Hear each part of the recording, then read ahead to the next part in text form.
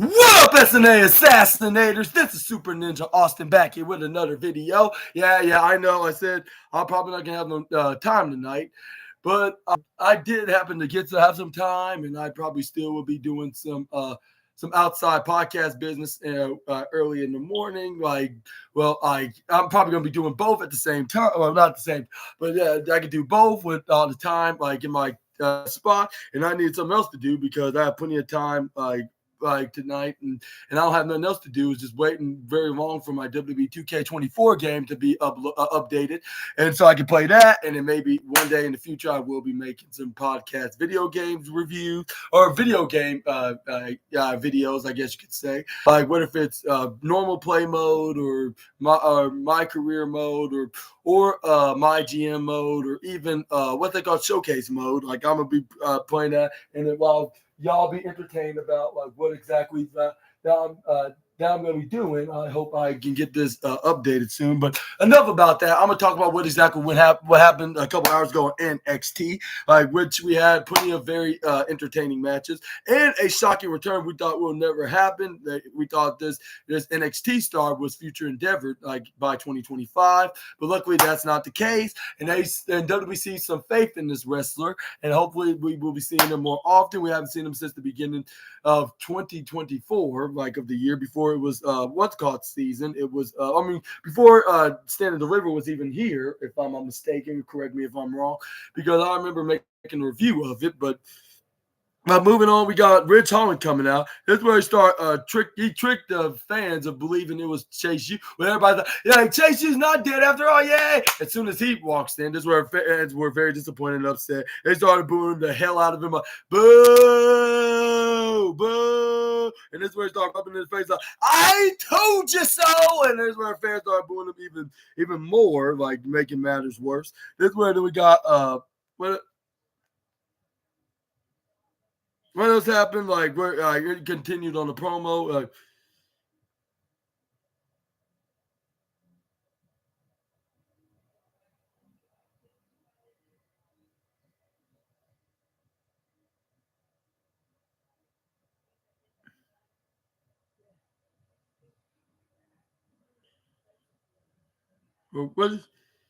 I got it right.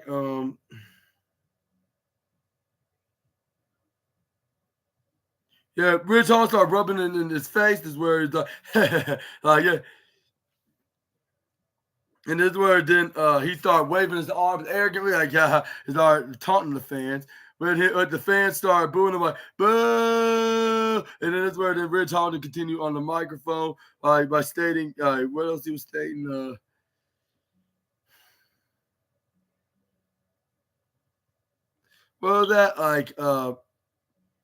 Did he say anything else? No, I don't think he did. Or did he?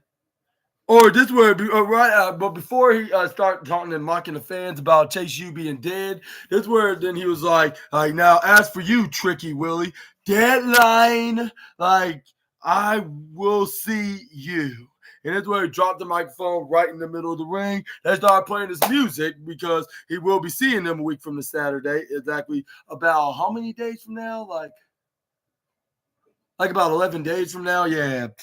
But that's where next up we got Ethan Page against Axiom, because that's the fourth qualifier match, and whoever wins this get the fourth place spot. But whoever loses is going to join the other three in a last minute second chance spot, like at the fifth, number 5 at next week's NXT, the go home edition of the NXT deadline, I guess you could say, of NXT show next Tuesday, which I believe that's on the 3rd, if I'm mistaken. Yeah, correct me if I'm wrong.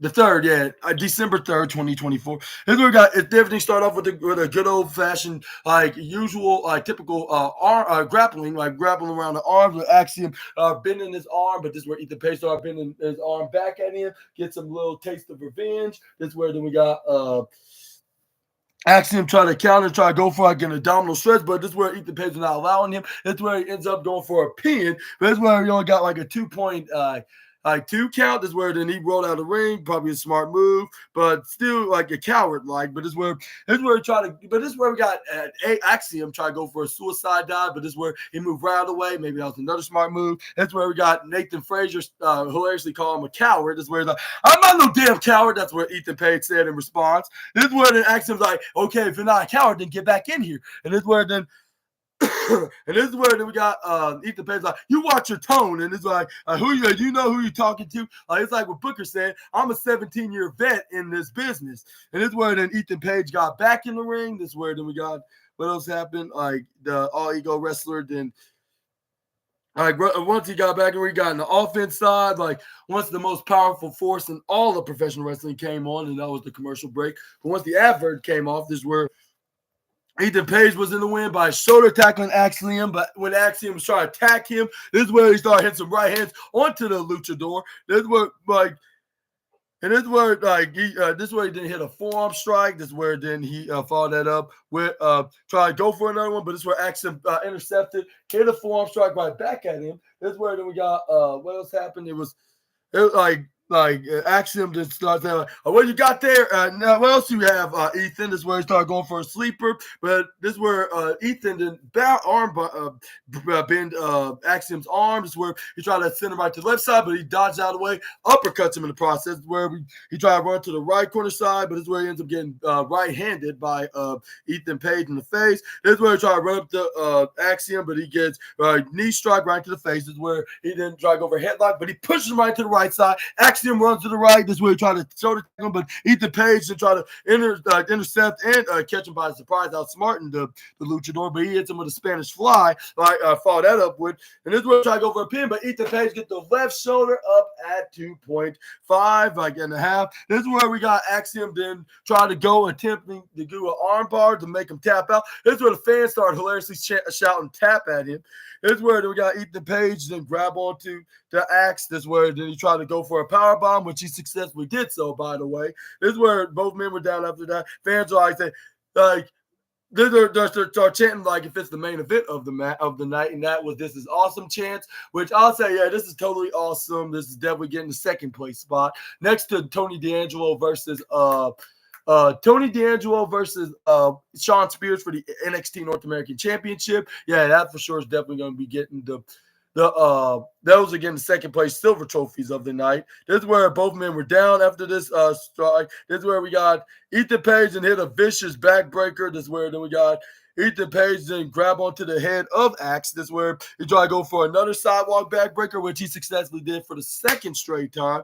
This is where he tried to go for a pin. Axiom kicks out at 2.3. This is where then he goes for a waist lock. This is where Axiom's like, I'm not tapping out. I'm not surrendering. This is where Ethan Page like, oh, but you will. This is where then Axiom starts to continue to shake his head like, no, I won't. This is where Nathan Frazier like, yeah, don't give up, Axe. You got this. You're going to be in this with me. This is where then Axiom then try to intercept, try to go for a wrist lock, bend it like to a place that you do not want it to get bent. This is where he gets Irish whip right to the left side in the counter of Ethan Page. This is where fans are like, that's where one half was chanting "Let's go ego," the other half chanting "Ego sucks." Like if John Cena's in the room, and this where then some were chanting for the Axiom. This is where you cannot tell with the ring to the chants because it was just going three ways. Like, let's go ego sucks. Axiom, let's go ego sucks. Axiom, and blah blah blah. This is where he started running right to the right side. Once Ethan Page tossed him right to the bottom right side. This is where then he started hitting some forearm strikes onto the Spanish luchador. This is where he started trying to hang off to the ropes. Like this is where he then spears him right to the midsection, but this is where he gets draped right into the middle ropes in the right corner side. He gets double underhook backbreaker, like with him his legs draped onto the rope. This is where Ethan Page I go for a pin, but this is where we got Axiom get the right shoulder up at 2.3. This is where then Ethan Page like, that shouldn't have been 2.3, even if it was a 2 count. This is where he's like, but I'm not going to complain about like others would do. Actually, I'm going to rather go Irish whip him right to the upper right corner side. But this is where this was what's the name? Axiom's chance of fighting back. It's where he kicks Ethan Page right in the face. It's where he goes leaping over him. It's where he puts Ethan Page on that corner in the upper right side. It's where he's about to hit a flying avalanche Spanish fly, if I'm not mistaken. This is where then he did so, like boom, right in the middle of the ring. I was like, that was a double whammy, even though that was on the top rope, but it don't matter as long as it's the same move. He's gonna be double lucky because he found the card. But once you try to go for a pin, however, Ethan Page then gets the left shoulder up at 2.999999999 point away from being 3. And it's where then Vic Joseph admit that you cannot stop Ethan Page, which that's one thing I would agree on because this man is a tough son of a gun. Like, you got to give him credit when credit is due. He's been doing this for 17 years. He even has his own independent wrestling school. Like, yeah, he may not be like up in the Roman Reigns or Cody Rhodes category, but still he is like a veteran in the business. Yeah, I got to admit. Like, everywhere he goes, he brings some kind of success. But it's where he tried to go for avalanche maneuver off the top rope and he left the upper left side. But it's where Axiom countered a couple of right strikes. This is where they try to go for what they call a Kimura lock, but this is where Ethan Page tried to flip it right out. Trying to go for like a sidewalk slam maneuver by bouncing him right off the top back first, like nearly spine cracking right onto the top corner of the turnbuckle. That's where Ethan Page then had an evil grin on his face, with him making it that he's going to be the guy that's going to be the fourth member of the Iron Survivor, which we could see in a way. Could get the fourth spot. Like, but anyway, this is where we got. The match continues after the second advert came on. But this is where we got Axiom was back with making a comeback by hitting his comeback maneuver onto the All Ego wrestler. This is where then we got that's where we got Axiom then go for some thrust kicks, or not thrust kicks. I'll say more likely some roundhouse kicks, like if he's doing this. Here's where he's like, come on, Ego. Here's where he's some elbow strikes right to the face. Like, what are you going to do now? Like, boom, boom, boom. Like, I thought you're all ego, but this is where all ego then showed his egoness by hitting the forearm strike. Is where right back at him was more bigger than the few that Axiom did combined. This is where he sent him right to the bottom right side. Where he tried to run up and splash on him, but it's where Axiom put his leg up, but he's put it around. But it's where he kicks him, turns around. It's where he goes for a sleeper hold onto the all ego wrestler, but it's where he hits back first right into the turnbuckle. Axiom is still hanging on to Ethan Page, where Ethan Page slams him right to his back. It's where he tried to do it for good measure. But this is where we saw Axiom to go for the guillotine onto the all-ego wrestler. But Ethan Page hit a suplex back first right onto him. This is where he didn't follow that up with a power bomb. This is where he put his knee down to do a power bomb backbreaker combo. This is where we got Vic Joseph and Booker T. That was it. But this is where Axiom got the right shoulder up in time at 2.8. This is where then Ethan Page is like, all right, like you. Okay, you kicked out of that. Like, I gotta admit, that was pretty impressive. This where he's like, but you're not gonna kick out this move. I'm about to hit you, which was a forearm strike, and then this where then he tried to put him up right into the upper right corner side. This is where he tried to go for like an avalanche maneuver. I believe he was trying to go for the ego's edge, actually, like an avalanche version of his finishing maneuver, because that's the super version of it. This is where he got him up right up in the shoulders. This is where he tried to. This is where he tried to put him in the tip of your top, like they do to win. But this is where, surprisingly, Axiom intercepted by Herc and ran him off of him and slams him right to the middle of the floor. This is where we saw the kids like, come on, Axiom. This is where they tried to go for that super kick, but he ended up getting that inside-out clothesline in the interception. Like, damn, like I did not know that he was you could do this fast. I did not know he got up that fast and he could easily get up like that, even though I seen him in very impressive positions. But it's where he hits him with he got the clothesline, 1, 2, 3 as well. Winner of this match, all ego, Ethan Page, with him getting his hand raised as the fourth member. With the Nathan Frazier looked very disappointed. Well, I'm not sure if that was being serious or he's being genuinely concerned about what's his name, Axiom not going to be in the Iron Survivor match, unless if he gets into the second chance. But it's where we got Kelly Kincaid that was in the ring saying, congratulations, Ethan, on qualifying at the Iron Survivor Challenge match at Deadline a week from this Saturday. It's where Ethan Page like, yeah, it's Sarah. No, that wasn't Kelly. It was Sarah Schreiber. That's what it is. Like, you know what, Sarah? This where it's like, I nothing's like it's all ego. he was like, and if you bet against All Ego, you're gonna lose that bet like every single time and your money. He's like, I find a way to win matches. Like, and tonight, like I found a way against a hell of a champion himself. Like, even though it's in the tag team division, well, he didn't say all that, but he did basically compliment him, but probably an out of character moment. But this is where he didn't continue going back in character. He's like, if anybody wants to qualify to the Iron Survivor, because in 2 exact weeks what's that? What city they're gonna be in? I believe it's what's that city that's called? Like that's in Massachusetts because that's where it's gonna be located at. But I forget the name. It was Lowell. I think that's the name of it. Lowell, Massachusetts. But this is where we got what's his name?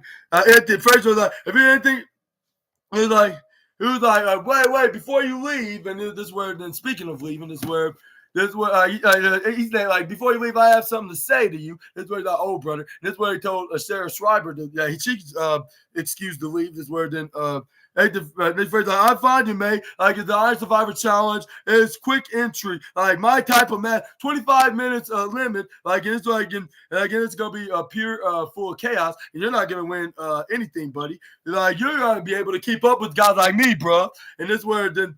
And this is where he was probably comparing himself to Sonic because the new Sonic movie is about to come out in the next couple of weeks. This is where Ethan Payne's like, I know, like, yeah, I get. He's like, no, like, before you continue, like, I understand your speed. You like it fast, man. Like, if I have to ask you one thing about your mouth, like, to slow down, to catch up with your brain, like, I think you'll see and understand that I just pinned your tag team partner. Like, you need. The guy that actually carries the weight in your team, and that's actually the most important guy that's actually paying attention to his spot and position as the tag team wrestler. And this is where Nathan Fraser is laughing like, that's probably the other thing that he must have learned from Seth Rollins is to laugh, especially at your opponent, a future opponent or arch nemesis. Just laugh at him if they start saying some insults, like showing that you cannot, you see that you cannot break me mentally because I'm gonna break you mentally. It's gonna be the other way around. Is where Nathan Fraser like, yeah, they're driving for let me. It is what it's like. Let me tell you, ask him not the driving force, and then this is where he stopped himself. This is where fans like, whoa, you just really do, Ethan. I see what you're trying to do here, and it's not gonna work. Like, you're not gonna split us apart. But before he can even continue to say that, this is where he got Wesley was like, Nathan, with him interrupting with his music start. Like, you do not to be any answering questions. He's just trying to get you all riled up, bro. All right? Like now, but what you can do is answer my question, bro. And this is where this is where we got Wesley's like, oh, and Ethan, you can answer this question too. And this is where he kind of shaved his braids off or something because he had more shorter hair. The last time he had hair like that was probably when he very first came to WWE NXT. That was like 3 years ago. But anyways, where we got, he's like, yeah. And here's where he's like, and yeah, it's gonna be a 25-minute limit on 2 weeks pay-per-view. This is where the pay-per-view in 2 weeks. This is where it's like, I don't like that. Everybody in here is looking at the future NXT champion. But as you see, Nathan, you can hit the road to the tag, the extra hour in the tag team division, and maybe even at WWE speed. But he's like, and as for you, Ethan, you could go ahead and point to your trial for 25 minutes, and I'm gonna be winning deadline, and I'm definitely gonna be winning New Year's Evil for that NXT championship. When I get that opportunity, but this is where it gets interrupted because the young OG's music started playing. Javon Evans is like. He's like, oh, hello, everybody. Like, ding dong. Like, hello. Like, it's me, Javon Evans. He's like, yeah, I see you see me prancing around, we got one more person in the match, and there's no cheese in that match, but you already know this match is gonna be bouncy, and this is where fans start chanting, yeah, bouncy.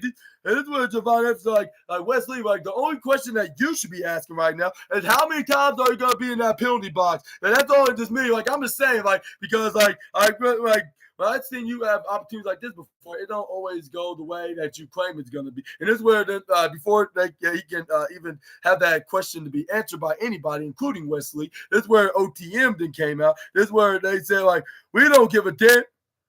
He was like, this is where he's like, we don't give a damn about the Iron Survivor match. All we care is about winning those tag team championships from you, Nathan Axe. This is where then he was like, And then this is where he's and you, Nathan, like you could go after the singles success all you want, like, but we want those tag titles now. This is where the rest of the tag team division came in and dropped them down. This is where everybody started making a twister of fights, like in brawls, like in the ringside area and the website. This is where Booker T like, oh man, he's like, you see that homeless man in the hurricane? Too bad your friend, that guy in that colorful mask and cape, not as cool as you. He was decided to go be a biased fanboy to that one wrestler I don't like. You're so cool to hang out with. You want the popcorn and candy, man. This where then the homeless man and hurricane be I love this. This is the perfect snacks to eat. Yeah, this is the favorite snack that I love to eat. Especially when there's fights like this because I love wrestling chaos. That's one thing I can agree with SNA because he's Shadow Hedgehog while his friend's Dr. Robotnik over at World Culture and his own channel.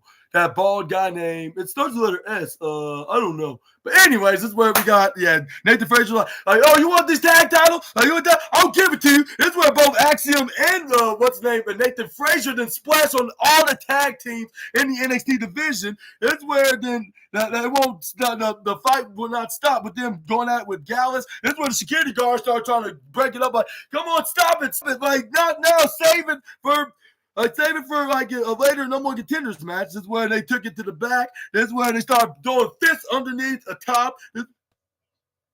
And this is where we got going back to the backstage area where Ren Sinclair would not keep her mouth shut, and now she's finally realizing why Charlie Dempsey tells her that she needs to keep her mouth shut sometimes because she got herself in a match that she might have regret.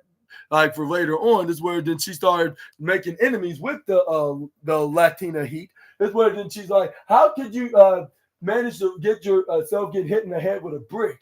And then back at a couple weeks ago, or a few weeks ago, at the 2300 arena at the ECW edition of NXT, this is where then she's like you should have just took in L early. And this is where then what's her name? Lola Vice. Before you continue with that, about my past, I want to tell you the only thing I need is this, and that's when she put up her fist and it was balled up. She was like she should punch her. She was thinking maybe she should punch her right now, but this is where then. And she was like, I'm gonna save it in the ring, for you and me. But what all started is that with Lola Vice was with Lola Vice saying that nobody's not gonna be making it and gonna be winning that Iron Survivor match, not Jada Parker, with what's her name, Brentley Reese was wishing Soruka a best of luck in winning the Iron Survivor match to become the Iron Survivor and challenge whoever's the NXT Women's Champion. Maybe it's Roxanne, but I eat New Year's Evil. This is where it what's her name? Would start saying it's definitely not gonna. It's certainly not gonna be you, Stephanie. Lola Vice, that's gonna be the Lola Vice said that she's not gonna be the Iron Survivor, and definitely not the one that unsuccessfully lost to the Chilean wrestler, and that was her arch nemesis. What's her name? Jada Parker. This is where we got Ren Sinclair. Then like I said, she was talking trash on her. How could she easily just let her hit her with the head with a brick? She should have just taken the L sooner. This is where. And that's where then Lola Vice all I need is this fist. This is where I can find the nearest weapon that she can find. This is where Ren Sinclair was I totally agree with you. I just think that, and this is where we got Lola Vice interrupting me. She was like, how about tonight? I'm gonna show you what Jada Parker really needs, and then that these fists don't certainly lie. And then this is where then she walked out. This is where then Ren Sinclair. I got myself why did I got myself into? Oh my God! Charles is right about this, and I was like, maybe you should be careful what you say before saying it. Think twice on it before you get yourself into a fight that you might regret later. But this is where we got. But this is where we got the next slide. Moving on, but who do you think was going to win? Do you think it's going to be Lola, or do you think it was going to be Ren Sinclair going to put up an upset? We all know who won for those assassinators that did watch NXT tonight. But let's move on to the next slide. Let's this is where we got looking back with Ashante the Adonis and Nikita Lyons were were at some kind of a little, I'll say, dining area, like in the NXT building. This is where then it was. They started discussing things like with when Nikhil Lyons like, I'm very interested in you, and maybe she hang out more. But and this is where then he was like, honestly, like he was like, honestly, like I've been hanging out with Carmen lately, so I'm not sure if I'm ready to I'm not sure if I want to continue being a player, man. This is where then Nikhil Lyons like, I know, and I know that, like, but I just want trying to get your attention somehow. This is where then Shante Diodon's like, yeah, I know about that too, like, but like that train already left the station. Like I'm just trying to make this. Like I'm just trying to make this like take this more serious with Carmen. This is what,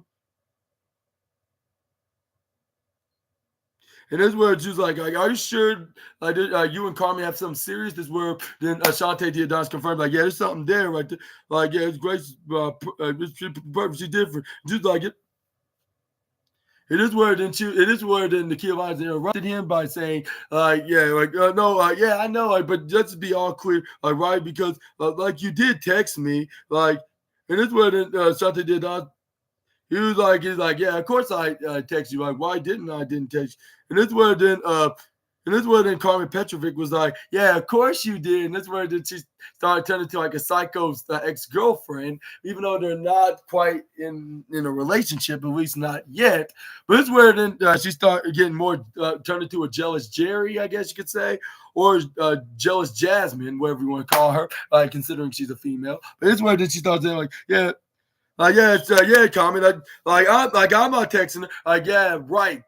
Yeah, right, Ashante. This is where, and this is where then Nikita was like, better watch it. We watch a little, you little samurai, because when it comes to little girls like you against picking on a grown woman like me, like that's very obvious that you're never gonna.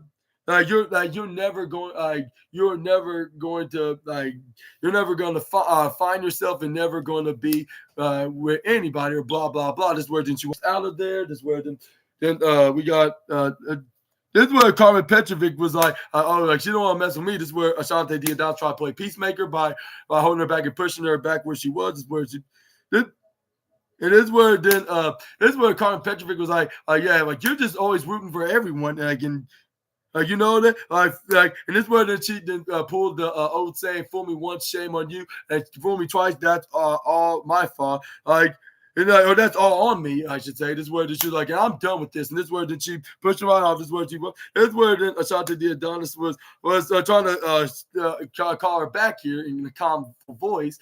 And I was like, oh brother, like some just tell me they're probably gonna make up as soon as Carmen do fight Nikita Lyons and I continue this romance angle. Even though I'm not well invested into it, but it is pretty impressive how they're executing this, making it look like there really are in some kind of relationship in some capacity.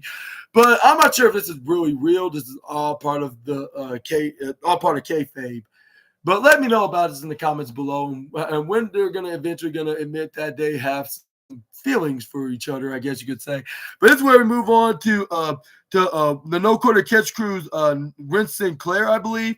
But this is where we got Lola Vice immediately came out. This is where Lola Vice then brought Ren down to the ground, which, yeah, like I said before, and I'm going to say it again, that maybe she should have choose her words carefully. This is where then she gets waist locked, waist slammed, and this is where then she got in the back to belly maneuver. This is where Charlie Dempsey's like, you can do this, Ren, and this is where then Ren to try to attack her, but she ends up getting hip tossed. This is where Charlie Dempsey must have said in his mind, like, or not, like, this is going to be hopeless. And this is where he knew Lola Vice is going to make her either tap or Ren's going to let her beat her by pinfall after she hits like a very painful, devastating maneuver combined. This is where we got Ren Sinclair go for a gator roll headlock, but this is where she threw her right to the left side. This is where then we got her trying to go for a hip toss, but this is where Lola Vice tried to go for a hip toss of her own, but this is where we got Ren Sinclair trying to trip her over, but this is where Lola Vice trying to go for an arm bar.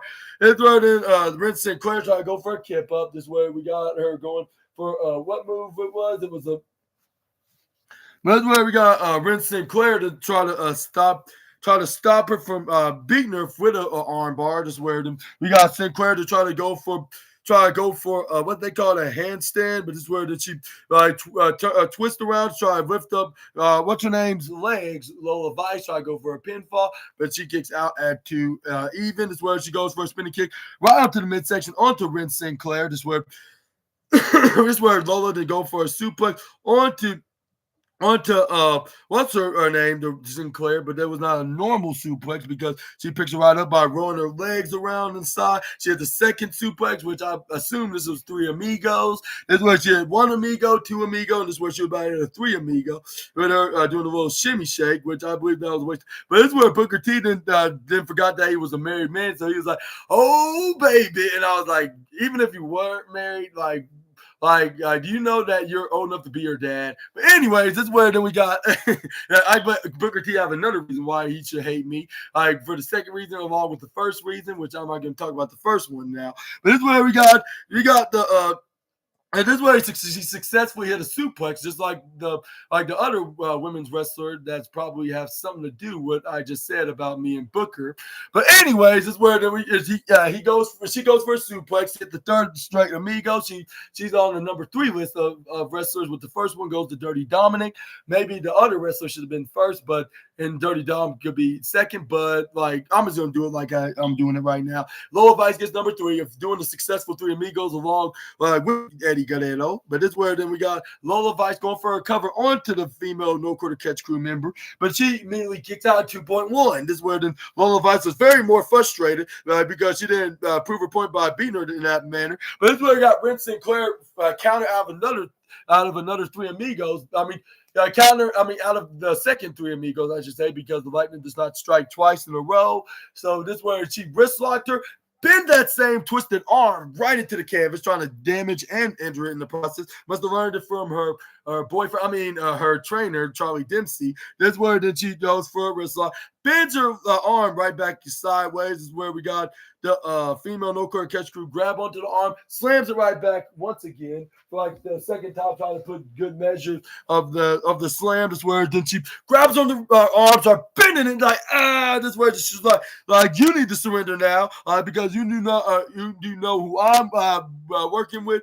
This is where then fans were chanting for Latina Heat because that is her nickname because she's a female version of Eddie Guerrero. But this is where we got Lola Vice then try to flip over and try to counter, but this is where it ended up turning into like a triangle armbar combo submission hold until Lola Vice flipped right out of it. But this is where Ren Sinclair tried to go flip and go to the other side and redo the submission, but this is where we got Lola Vice to go for a kip up, but this didn't successfully work the first time. But this is where then she tried to go over second, but this is where it ends up immediately eventually start kipping right up. This is where then she started hitting some right fist right to the gut, but this is where Ren Sinclair knees her in the gut with her right knee, of course. But this is where we got this is where she still have her in a hammerlock position, slams her face first right onto the turnbuckle into the upper left side. This is where we got Lola Vice knees her right into the midsection after going full head-to-head collision with Tina. But this is where we got what's her name? Carmen Petra. I meant to say Ren Sinclair grab onto the arm with Lola Vice turn into a Naomi by going for a swift kick like left, right, left, right.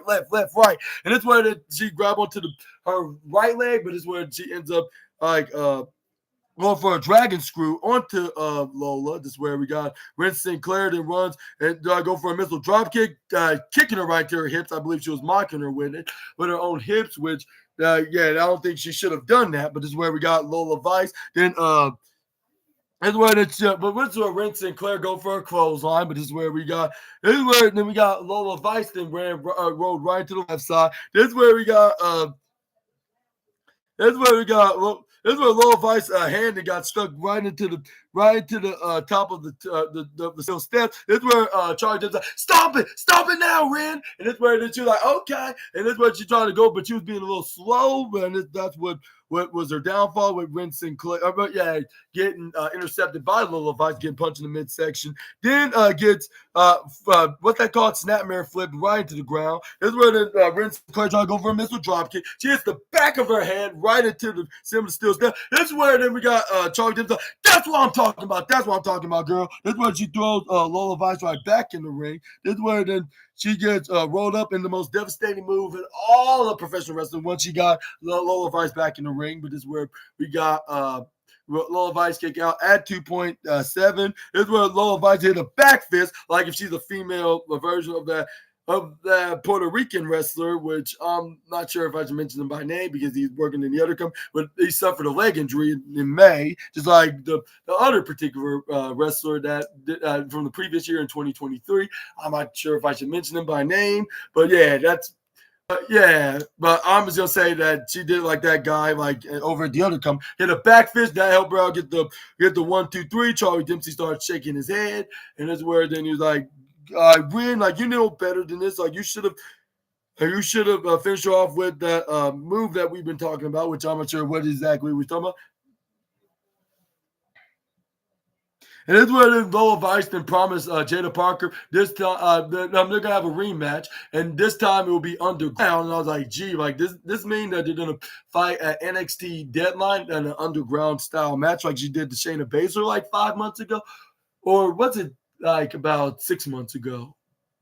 I think it was the beginning of June, so it was like 5 months ago, back in June. But it's where Lola Vice like, we're gonna do this underground, and this where then I was like this means that Jada Parker's probably not gonna be winning the second chance match in a fatal four-way match. I was like, it could be Kalani Jordan, it could be Cora Jade, heck, it could even be what's her name, Ren Sinclair. Like, but I'm not sure it's definitely not gonna be what's her name, Jada Parker. But this is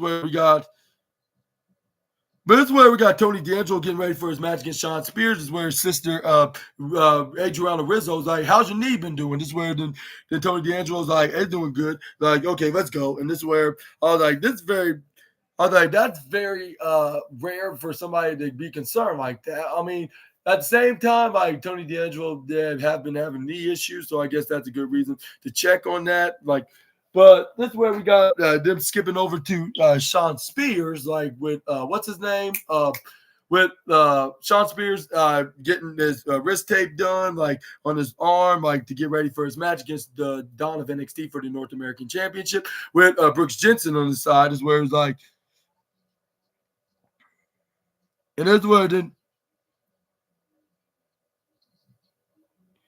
And this was like, yeah, like I like the way that you get yourself that opportunity for the NXT North American Championship. This is where then he's like, yeah, that's how the way this business works. Like, and how like you're understanding my wisdom already. And it's like, and the way you manipulate D'Angelo, like, yeah, that was brilliant. It's a complete masterpiece. And this where then Shawn Spears like, yeah, like, and now we got one more match left to bring home the gold. And this is where it's like, yeah, that's up next. That's where they were getting ready for their match against the Dawn of NXT. And who do you think is going to win this match? Let me know down in the comment section right down below. We're going to talk about that up next. And it gets the silver trophy of the night, tied with Axiom versus Ethan Page for the fourth spot at the Iron Survivor qualifier match. But yeah. But let me know in the comments below if you both deserve a silver trophy, or do you think I'm being a little too like on a very preferential position, like when I come to giving awards out to these wrestling matches. That's because these the four matches on the card were pretty damn good, and I mean that in a compliment way. But anyways, this is where we got Lola Vice and I'll say the Lola Vice and Ren Sinclair match, that gets the bronze trophy of the night. Why the flub not? I'm gonna give it that rating, but this is where that bronze trophy, because it was pretty good. It just shows that the women's division is genuinely very interesting. You can just follow up the story like just as much as you do with the men's rivalries and storylines. But this is where we got the match on the line. This is where they try to shake hands, which is where it was not no tricks. It was just a general respectful gesture from the former Perfect 10. But this is where He goes for a headlock on the Tony D'Angelo. But this is where Tony then bounced right to the right corner, so send him to the left. He ends up getting shoulder tackled by the perfect 10. Is where he hits a flying Superman punch right into the face, where that looked like just a generic move rather than being like a signature nor a finisher. Like if it was like if he was the guy over the other company or Roman Reigns that loved doing the flying punch in the face. But this is where we got Tony D'Angelo's grabbing onto that knee because it was still bothering him. This is where Sean Spears was yeah, like that would be a bad idea to do something with that knee. This is where we try to attack him with that knee, like too early. Like with Tony D'Angelo's like, oh no, you don't. I see what you're trying to do here. Try to go for a waistline, but he gets elbowed right to the face. This is where we got Sean Spears sending him right to the upper right corner side, but he ends up getting hit with a right hand and a second right strike. This is where we get. This is where Tony D'Angelo then grab him from the bottom left corner side, send him to the upper right. This is where we got Sean Spears then grab onto that leg. This is where he kicks the leg. This is where he goes to that left knee because that's the bad knee that's still like banged up. This is where they start throwing fists at each other until we got Sean Spears then go for a knee drop right into the left knee, right onto the side of his leg, and this is where then Sean Spears like, yeah, like I think I got one plan successful. Now I just need to see how I'm gonna now I can defeat him by pinfall. And this is where then we got. But this is where we got what. This is where we got up next after the most powerful force in all professional wrestling guy came on the commercial break. But once they got done on the advert, this is where we got Tony D'Angelo's back in control, like with him like going for an avalanche suplex onto Sean Spears. And I was like, what happened like during the commercial break? I was like, how did he got back in the how he got back in the offense position? They did not point that, but this is where they showed the parking lot, like on this picture-in-picture screen, by showing that the whole NXT tag division, including the tag team champions themselves, Axiom and Nathan Frazier, was throwing face on to the other tag teams, like in the parking lot, which the homeless man, the Hurricane, went out there and watched and took a closer look. He loved seeing it in a close distance, like of wrestling chaos, which I understand why he does. I was surprised that Booker T was not out there to join him. I guess like WWE told him that he needs to do his commitment here. Like the homeless man, the Hurricane, welcomed to come out into the arena because he brings out some entertaining commentary with Vic Joseph and Booker T. But he could go all around the NXT building once the NXT is on as much as he can. But you need to stay right here in the booth with Vic because y'all the co-commentating team in NXT. But it's where. But I guess that was the reason why we didn't see him in the parking lot, like enjoying himself while looking at the carnage. But it's where we got what's his name? Sean Spears was back in control. There's just trying to attack that knee, but it's where Tony D'Angelo started hitting some hands right back at him, hitting him to the point that he knocks him down to the ground. It's where we got Tony D'Angelo hits a belly-to-belly suplex right onto the perfect 10. This is where we got Tony D then go grab onto that bad left knee. This is where we got Tony was like, my leg, but I still could hit the spear, but this is where unfortunately his knee gave out at the last minute, like right where he was about to spear him, but it just fell out in the middle. This is where he gets knee strike right to the left knee by not Ethan, it was Sean that go for.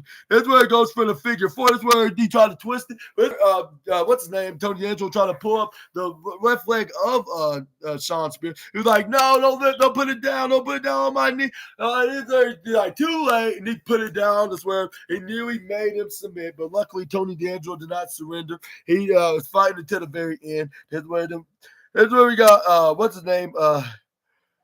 This is where we got Tony D'Angelo grabbing onto the bottom ropes in the left side. Is where this is where he's like, all right, he's on the rope break, and this is where he's on count. This is where Ethan Page is like, yeah, chit chat. This is where he's like, and this is where he slams his hand on the canvas. This is where then we got Booker T to start speaking probably highly negative to Tony D'Angelo, saying it's all over. He's not going to be finishing this match. He won't be able to do so.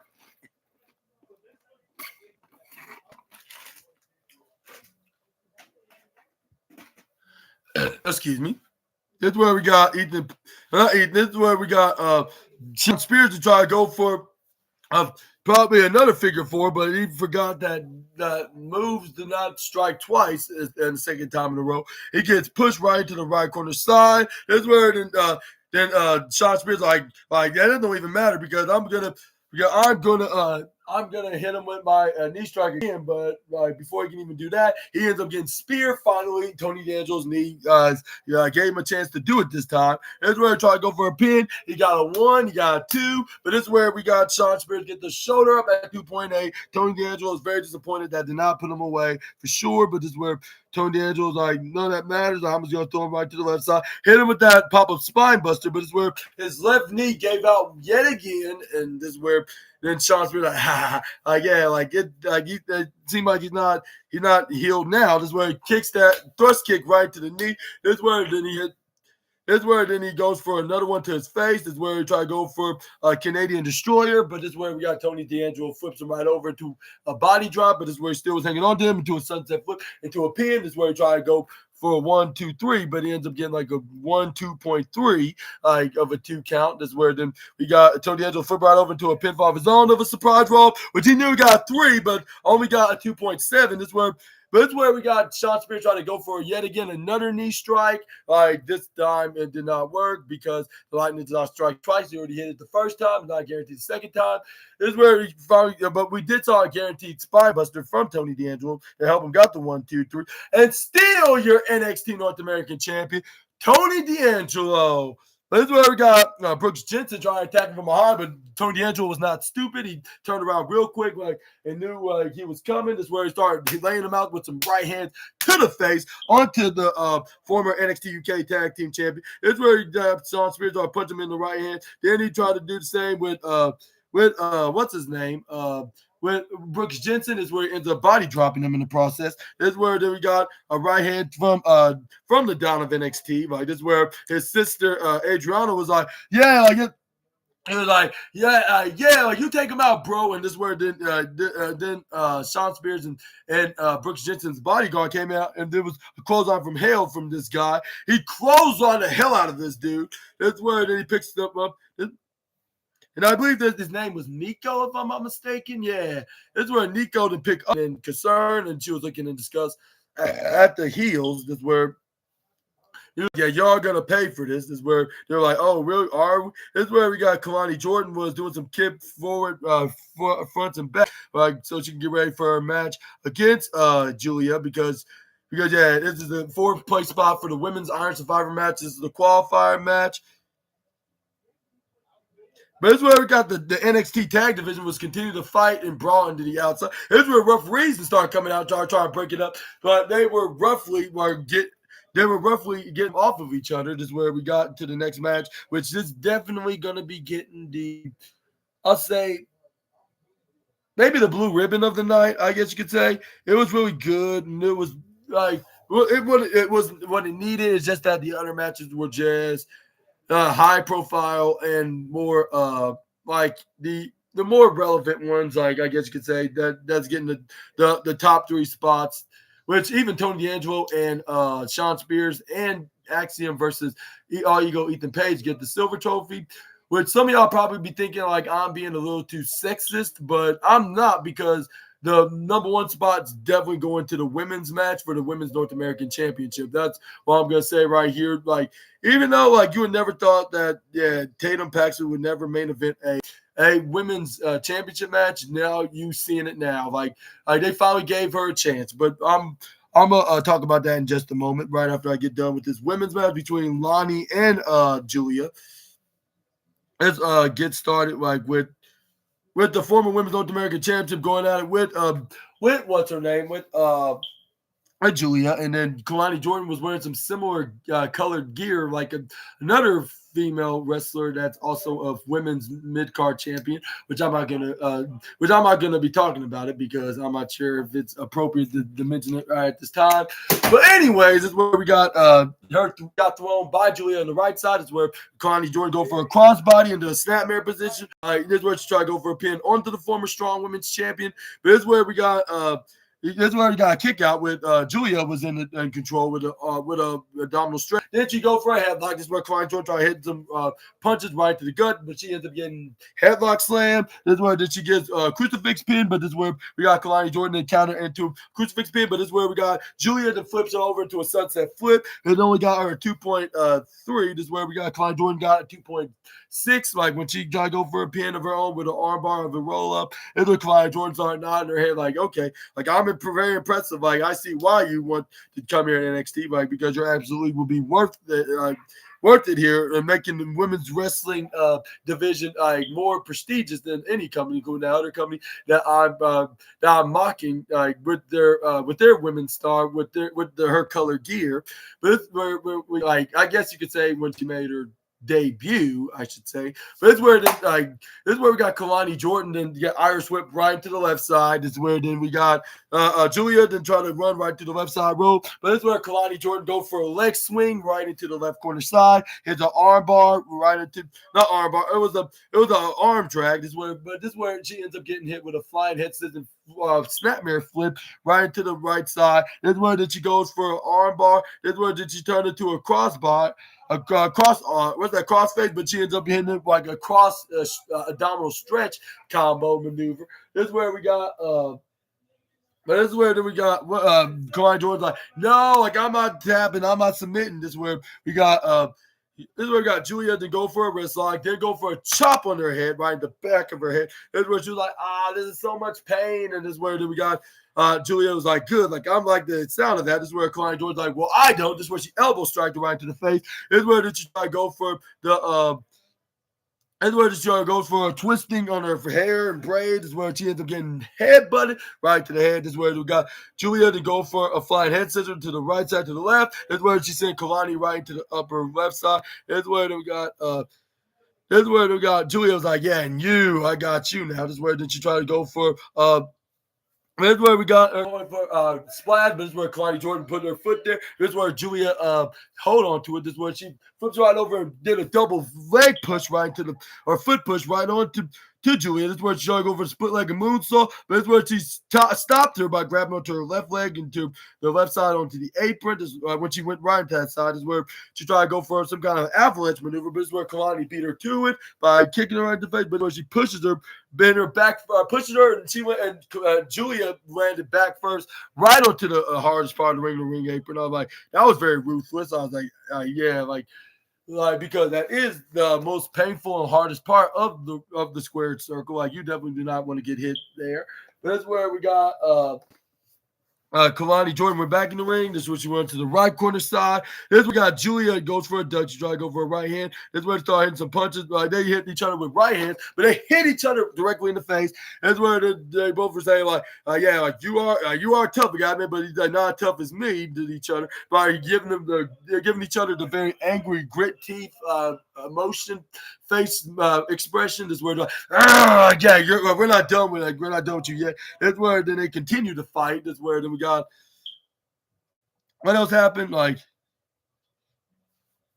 this is where we got Julia start kneeing her right to the midsection. This is where she started hitting some pitching right hands, playing some, I guess you could say, wrestling baseball, I guess rather than wrestling tip. But until she tried to Irish whip Kalani to the left, to the right side. This is where Kalani Jordan then they go for a back leg spinning kick. This is where then we got Kalani Jordan and almost went for a kip up after that. This is where we got. If we would have stopped. This is where we got Kalani Jordan and go for a springboard corkscrew dive onto onto Julia. This is where then we got Kalani then grab onto Julia. This is where then she throws her right back in the ring. This is where then we got. This is where we got a wheelbarrow roll up, like which is like kind of like the most devastating move in all of professional wrestling. Until she spins her around into like a what's that called? What's that lock? Like a wheelbarrow pin, but it's where she gets elbow right to the face. This is where she gets sent right to the bottom left side. She goes for a kip up. This is where we got Julia was like, not Julia, Kalani was like, yeah, like she's gonna be feeling my wrath. This is where she hits a middle drop kick. She's gonna be the Iron Survivor and upgrade to become an NXT Women's Champion, like her boyfriend, like upgraded from being the men's NXT North American Championship to the NXT Championship itself. And this is where we got Kalani Jordan going for a knee strike right to the face on to Julia when she was up there. But this is where we got Kalani Jordan then goes, yeah. This is where Kalani did try to go for an avalanche suplex or was it a Hurricane Rana, whatever move was. But she gets hit with a big old right hand to the point that she fell right back down. This is where we got, what's her name, Julia going up on the top rope. This is where then she goes for a missile dropkick, but this is where she stops by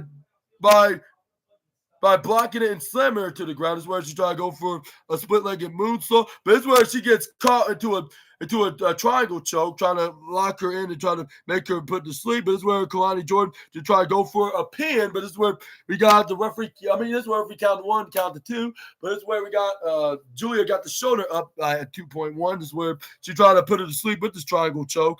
This is where we got Kalani Jordan looked like she was about to submit, but this is where she lifted her up at the last second with all of God's mercy and miracles. This is where she slams her right into the ground with her power bomb counter. This is where then both women then fell into the ground like with them rolling to the side. This is where we got what's her name? This is where what's her name? Roxanne Perez, the current NXT Women's Champion, was watching this like up close, like saying like, yeah, I'm gonna be about to be fighting one of these girls, like if they can make it to the Iron Survivor match. Like, so yeah, I better take notes on here and be prepared for how they're like. Like they're like one thing they're technical, fast, and athletic. So like, and she was like, so am I, with her arrogant smile, or her arrogant smile. When Booker T was like, yeah, she's doing the right thing right now. She's being absolutely smart. Like she just needs to stop being a fangirl on to that one wrestler that used to work here that's over at the other company wasting their time. And this is where then we got Kalani Jordan then started some elbow strikes right to the face onto Julia. This is where Julia did the same to Kalani. This is where Kalani hit a forearm strike right to the face, right back to Julia. This is where Julia goes right back in a forearm strike, playing some elbow strikes actually, like with them playing wrestling kids till Julia won, hits her with a spinning what's that called? With that, like, hit her with that spinning, like, Kanoku driver maneuver, like, or like some kind of a like an atomic arrow, I guess you could say. Position slammer in the process is where she tried to go for a pin, but Kalani Jordan intercepted and go for a pin of her own, but she only got a 2.4. But this is where Kalani Jordan gets hit with a big boot, I should say, by Julia. This is where Julia then picks her up, hits her with that sidewalk super slam maneuver. This is where she goes for a pin. She ends up getting the 1, 2, 3. Winner of this match, yeah, Julia. This is where fans had signs